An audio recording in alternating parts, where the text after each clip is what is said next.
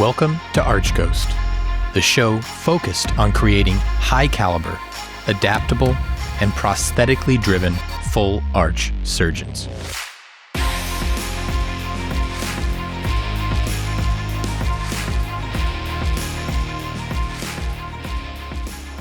The surgical techniques described and depicted in this podcast are provided by Arch Ghost LLC solely for informational and educational purposes and are intended exclusively for properly trained, licensed, and clinically competent healthcare practitioners acting within the scope of their professional credentials. As a licensed healthcare practitioner, you alone assume full responsibility for all clinical decisions, actions, and outcomes as part of your patient care. Please see our full legal disclaimer at archghost.com/disclaimer.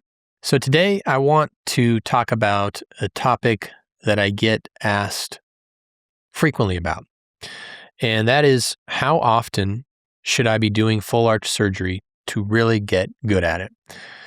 And, I get obviously this question a lot because not everybody is in a practice that does 50 arches a month. And so they want to know what is a realistic number that I need to be doing to progress with my skills and to reach, clinical competency or some, really want to be the best. And how do they get that?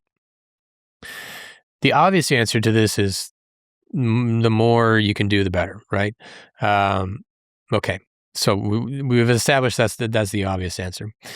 I think from a practical standpoint, what I tell people is, if you want to become a skilled full arch surgeon, I think you should be doing at least 10 arches a month. Okay. Now, I'm not saying that if you aren't doing 10 arches a month, you should not be doing this procedure, or that you aren't, a good surgeon or something like that. Don't want you to misinterpret that statement. But when I'm asked this, it is again specifically by people that really want to progress and move up that ladder. And the thing about doing 10 arches a month is that will usually equate to doing, at least one full arch case a week in some manner, shape, or form, single jaw, double jaw, whatever. I feel like you need to hit that once a week mark consistently in order to get the frequent practice required to get good at that thing. The value in that is that when you see a mistake, when you analyze a case that you just did, when you look at an x-ray and you say, I was actually, the tip of my implant was in the sinus and I didn't realize it, but during surgery, I remember I felt that little drop. That's what that was. If you wait and you don't operate again for 2 months, you're going to forget, A, you're going to forget what you reviewed, but you're going to forget, B, that feeling.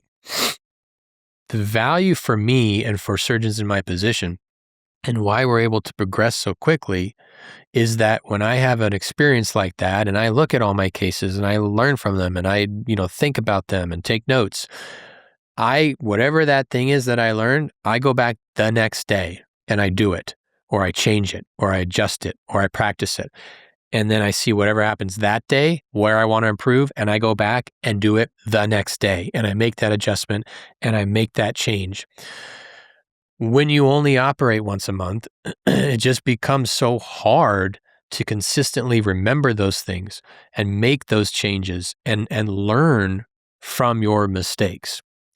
I think that if you're doing at least a case a week, it's at least consistent enough that you can get value from those experiences and you can learn from your mistakes and you can make the adjustments you want to make while it's still fresh in your mind. And you can still remember what it felt like when you dropped into the sinus last week.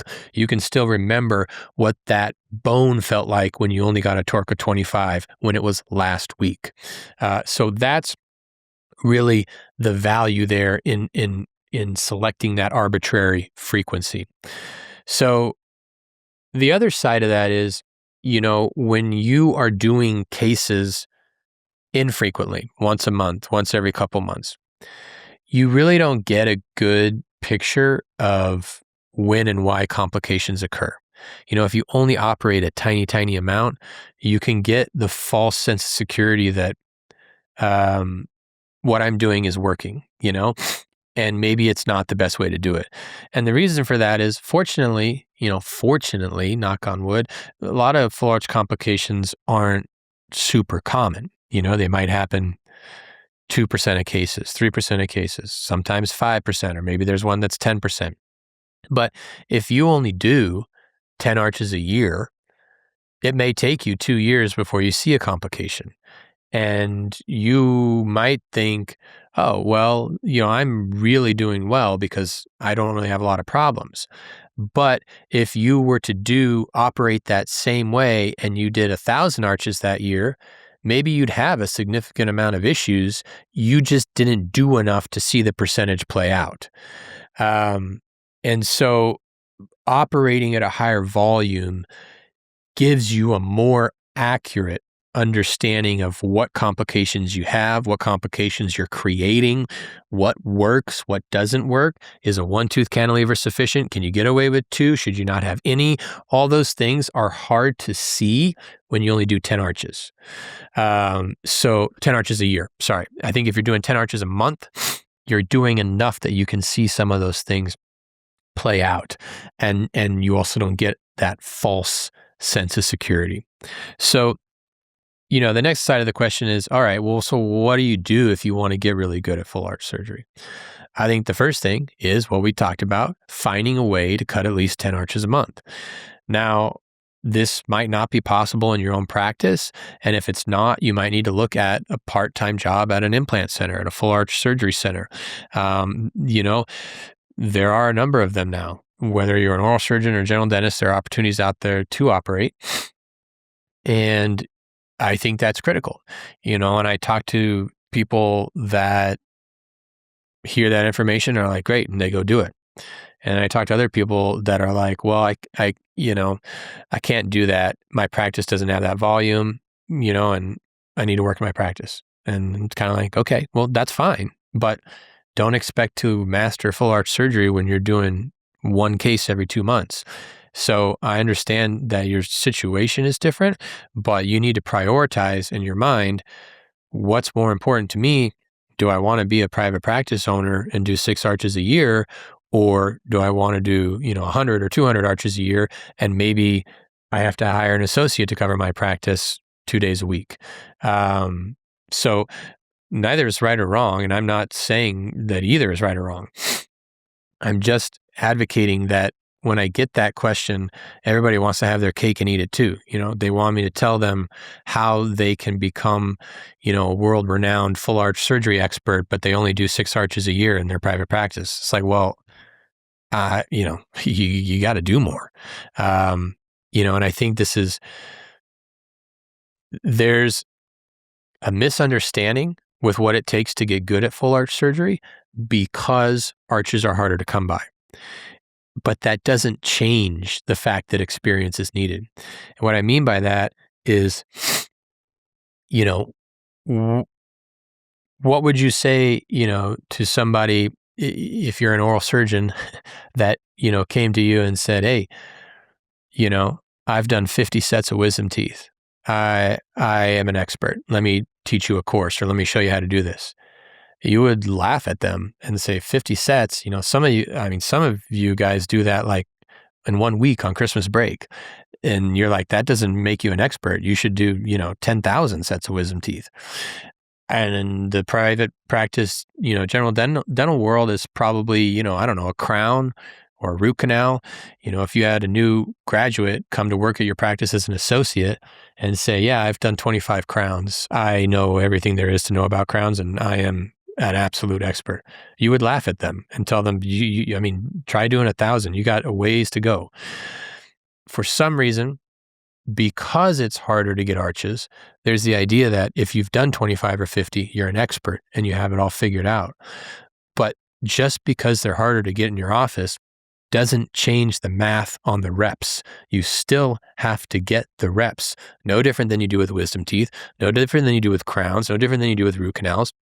And nobody's going to think they're an endo expert because they did 25 canals. Nobody's going to think they're a crown expert because they did 25 crowns. So why do we think that we're a full arch expert if we've done 25 arches?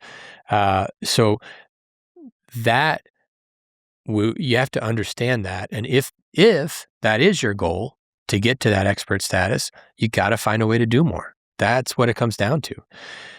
If that's not important to you, and that's okay, maybe you only want to do 10 arches a year in your practice because what's more important to you is running your practice. And that's fine. But you can't always have both. Maybe you can create a private practice where you do 10 arches a month. That's a sweet deal. But again, when someone comes to me and says, I'm only doing 1 arch every 2 months, but I want to be really good at it, that's my response. Well, then you got to do more.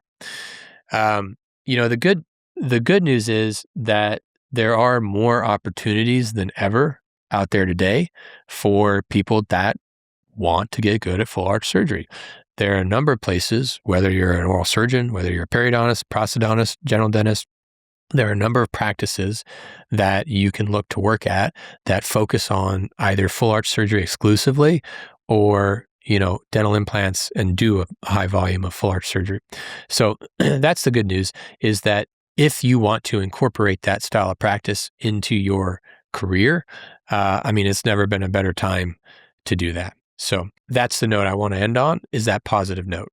I think there was a little reality check in this episode about what it takes, but I don't want to discourage anybody. My goal is to encourage you that I think there are a lot of opportunities that you can strategically set up within your practice and your career to get that arch volume if that's what you want. Again, this podcast started out because people had asked, how often should I be doing full arch surgery to be good at it? And you can create that practice one way or another if that's what you want. And that's the good news. But you got to get the volume. Somehow you got to get the reps. So, all right. That's the pod. As always, remember, operate in the shadows, adapt relentlessly, load them all.